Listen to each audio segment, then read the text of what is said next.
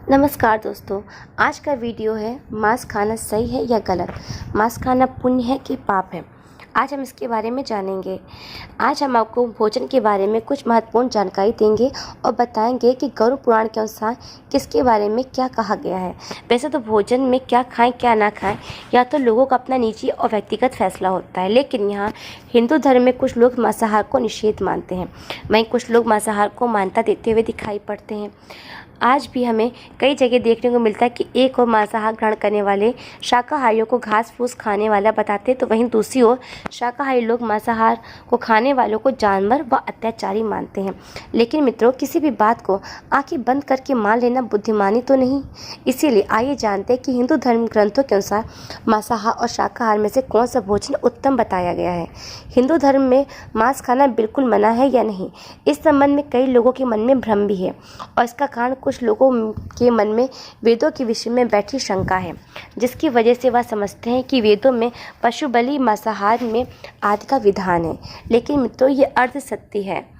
वेदों और पुराण हिंदू धर्म के मुख्य ग्रंथ हैं। वेदों का सार उपनिषदों का सार भागवत गीता है। वेदों में पशु हत्या पाप मानी गई है और मांस खाने के संबंध में स्पष्ट मना किया गया है। इतना ही नहीं, वेदों में तो कुछ पशुओं के मांस के संबंध में भी सख्त हिदायतें भी दी गई हैं।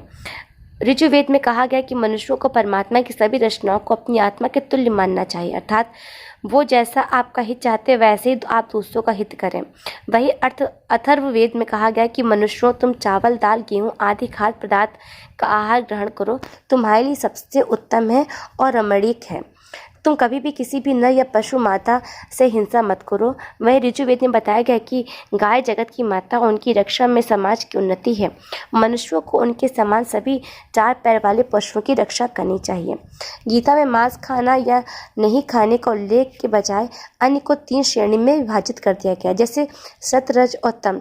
गीता के अनुसार अन्न से मन और विचार बनते हैं और मनुष्य सात्विक भोजन ग्रहण करता है, उसकी सोच सात्विक रहती है और मांस और मदिरा जैसी चीज़ें तामसिक भोजन कहलाती हैं। इस तरह का भोजन करने वाले लोग अक्सर कुकर्मी, रोगी और दुखी और आलसी होते हैं।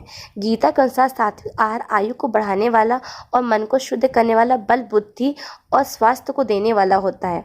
जब यही शाकाहार और अन्य अत्यधिक खट्टा या फिर नमकीन मसालों के साथ से पकाए जाते हैं तो यह राष्ट्रीय आहार बन जाता है और यह राष्ट्रीय आहार दुख और रोगों को उत्पन्न करते हैं। अब जानते हैं गरुड़ पुराण के अनुसार मांसाहार से जुड़ी कहानी। गरुड़ पुराण के अनुसार श्री कृष्ण से जुड़ी एक कथा का वर्णन मिलता है। बचपन में एक दिन श्री कृष्ण यमुना के किनारे एक पेड़ के नीचे बैठकर बांसुरी बजा रहे थे कि उसी समय एक हिरन दौड़ता हुआ वहां आया और उनके पीछे जाकर छुप गया। हिरन बहुत ही डरा हुआ था। तब श्री कृष्ण ने उसके सिर को सहलाते हुए हिरन से पूछा, क्या है, तुम इतने क्यों डरे हुए हो? तभी एक शिकारी भी वहां आ पहुंचा और बोला, यह मेरा शिकार है, कृपया करके मुझे दे दो। तब भगवान श्री कृष्ण ने कहा, हर जीवित प्राणी पर सबसे पहले उसका खुद का अधिकार होता है, न कि किसी और का। यह सुनकर शिकारी क्रोधित हो गया और उसने गरजते हुए कहा, यह मेरा शिकार है, इसे मैं पकाकर खाऊंगा, तुम मुझे ज्ञान मत दो। इस पर भगवान श्री कृष्ण ने पुनः बोले, किसी जीव को मारकर खाना पाप है, क्या तुम पाप के भागीदार बनना चाहोगे? मांसाहार पुण्य है या पाप, क्या तुम नहीं जानते? तब वह शिकारी बोला, मैं आपके जैसा ज्ञानी नहीं हूँ, मैं क्या जानूँ मांसाहार पुण्य है या पाप। मैं तो बस इतना जानता हूँ कि अगर मैंने शिकार नहीं किया तो मुझे खाना नहीं मिलेगा। मैं इस हिरन को जीव बंधन से मुक्त कर पुण्य ही तो कमा रहा हूँ, फिर क्यों आप मुझे इस पुण्य को कमाने से मना कर रहे हैं? जहाँ तक मैंने सुना है कि जीव हत्या तो शास्त्र में भी उचित बताई गई है, राजा भी तो शिकार क्या करते हैं, फिर क्या यह पाप सिर्फ मुझ जैसे निर्धन के लिए है? ऐसे तमाम तर्क उसने श्री कृष्ण जी के सामने रखे और फिर उसने श्री कृष्ण से पूछा कि अब आप बताइए कि मांसाहार पुण्य है या पाप। शिकारी की मुख से ऐसी बातें सुनकर भगवान श्री कृष्ण समझ गए कि इसकी बुद्धि मांस खाने के कारण तामसिक हो गई है और उसमें सोचने और समझने की बुद्धि भी खो दी है। फिर भगवान श्री कृष्ण बोले, मैं एक कथा सुनाता हूँ, जिसे सुनने के बाद तुम ही बताना कि मांसाहार पुण्य है या पाप। वह शिकारी सोचने लगा कि इस कथा को तो हम सुन ही लेंगे, मेरा मनोरंजन भी हो जाएगा और बाद में मुझे हिरण का मांस भी मिल जाएगा। फिर श्री कृष्ण ने अपनी कथा प्रारंभ की। एक बार की बात है कि एक मगध में अकाल की वजह से अन्न का उत्पादन कम हो गया। राजा को चिंता सताने लगी कि यदि इस समस्या का समाधान नहीं हुआ शीघ्र नहीं किया गया तो जल्दी अनाज खत्म हो जाएगा। इसके बाद संकट और भी गहरा हो जाएगा। इस समस्या से निपटने के लिए मगध के राजा ने तुरंत ही राज्य सभा में अपने सभी मंत्रियों और कामगारों को बुलाया और सभी से पूछा, राज्य की इस खास समस्या को सुलझाने की सबसे सस्ती वस्तु क्या है। यह सुन सभी मंत्रीगण सोचने लगे, चावल, गेहूं, आलू आदि पदार्थों को उगाने के लिए बहुत श्रम करना पड़ेगा और उसमें समय भी काफ़ी लगेगा। ऐसे में तो कुछ सस्ता नहीं हो सकता। तभी शिकारी का शौक रखने वाले एक मंत्री खड़े होकर महाराज से कहा, महाराज, मेरे मुताबिक सबसे सस्ता खाद्य पदार्थ मांस है। इसके लिए धन भी खर्च नहीं करना पड़ता और पौष्टिक खाना भी मिल जाता है। यह सुनकर सभी सामंतों ने इस बात पर समर्थन कर दिया, लेकिन मगध के प्रधानमंत्री अब भी चुप थे। यह देख राजा ने प्रधानमंत्री से पूछा, आप क्यों चुप हैं? कुछ कहते क्यों नहीं है? आपका क्या मत है? इसके बाद प्रधानमंत्री ने कहा, मैं यह नहीं मानता कि मांस सबसे सस्ता पदार्थ है, फिर भी इस विषय पर मैं अपने विचार आपके सामने कल रखूंगा। प्रधानमंत्री उसी रात संवत के घर पहुंचे। यह प्रस्ताव रखा। संवत ने इतनी देर रात प्रधानमंत्री को अपने घर आया देखा तो वह घबरा गया। किसी अनिष्ट की आशंका से वह कांप गया। प्रधानमंत्री ने कहा, संध्या को महाराज बीमार हो गए हैं, उनकी हालत बहुत खराब हो गई है। राजवैद्य ने कहा कि किसी शक्तिशाली देह का 2 तोला मांस मिल जाए तो राजा के प्राण बचाए जा सकते हैं। आप महाराज के सबसे निकट हैं, इसके लिए आप जो भी मूल्य लेना चाहेंगे वो मैं आपको दे दूंगा। आप कहें तो इसके लिए मैं आपको 1 लाख स्वर्ण मुद्राएं दे सकता हूँ। इसके अलावा एक बड़ी जागीर भी आपके नाम कर सकता हूँ, केवल हाँ कर दीजिए। मैं कटार से आपका हृदय को चीर कर बस 2 तोला मांस निकाल लूंगा। यह सुनकर उस सामंत के चेहरे का रंग फीका पड़ गया। वह सोचने लगा कि जब जीवन ही नहीं रहेगा तो 2 लाख स्वर्ण मुद्राओं का मैं क्या करूंगा। और बात रही बड़ी जागीर की, वो किस काम की। वह झटपट अंदर गया और भागकर अपनी तिजोरी से 1 लाख स्वर्ण मुद्राएं लेकर आ गया। मुद्राएं देखकर उसने प्रधानमंत्री के पैर पकड़ ली और गिड़गिड़ाते हुए कहा, महाशय, मैं आपकी 1 लाख स्वर्ण मुद्राएं में आपकी 1 लाख मुद्राएं और मिला देता हूँ। इस पैसे से आप किसी और के हृदय का मांस खरीद लें, किंतु मुझे जाने दें। मेरी आपसे विनती है कि ये बात किसी से आप ना कहें, इसे ये बात किसी को पता भी ना चले। इसके बाद प्रधानमंत्री ने आगे कहा, सामंत जी, आप सही से बलिष्ठ हैं, आपकी कद काठी भी महाराज जी से मिलती है, इसीलिए राजवैद्य ने खास तौर पर आपके लिए ही आपका नाम लिया है। आपके दान से हमारे अच्छे राजा की जिंदगी बच सकती है। यदि आप मान लें तो मैं आपको प्रधानमंत्री का पद भी देने को तैयार हूँ और खुद आपका कर्मचारी बन के रहूँगा। खुद को फंसता हुआ देखकर सामंत ने वस्त्र और जूते पहन लिए। फिर उसने प्रधानमंत्री से याचना की कि मैं इसके योग्य नहीं हूँ। जब प्राण ही नहीं रहेंगे तो मैं प्रधानमंत्री पद या फिर राजा सिंहासन पर बैठकर मैं क्या करूँगा।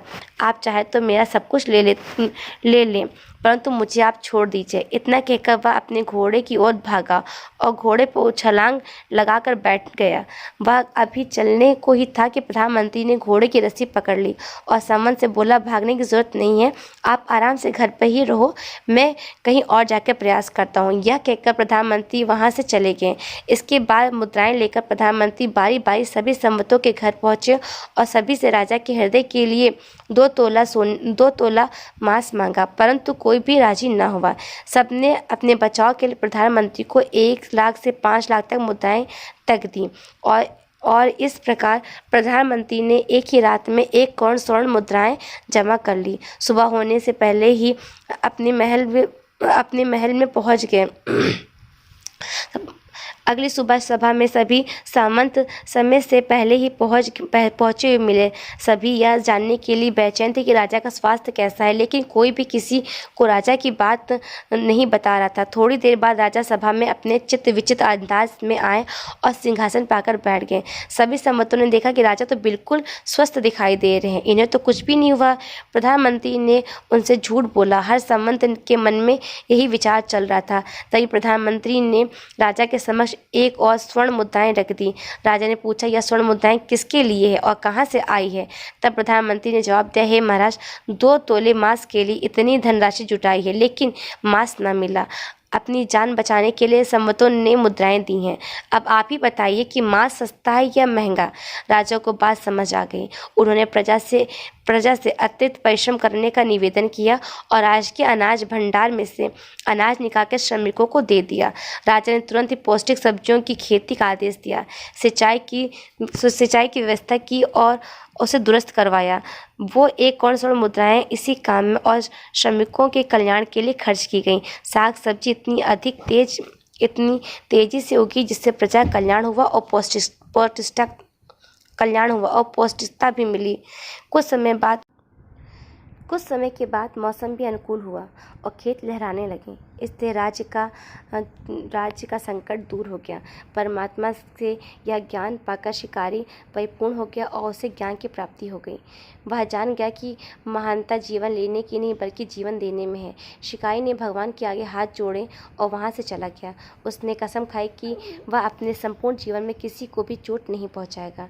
तो मित्रों, जीवन का यही मूल्य भगवान श्री कृष्ण ने हमें इस कथा के जरिए समझाया है कि हम यह न भूलें कि किस तरह हमें अपनी जान प्यारी, उसी तरह सभी जीवों को अपनी जान प्यारी है। तो मित्रों, इस कथा को जानने के बाद आप पर यह निर्भर करता है कि आप कौन सा आहार ग्रहण करना चाहते हैं। परंतु विज्ञान भी इस बात को प्रमाणित कर चुका है कि हमारे जीवन के लिए मांसाहार की अपेक्षा शाकाहारी भोजन सबसे ज़्यादा फायदेमंद है।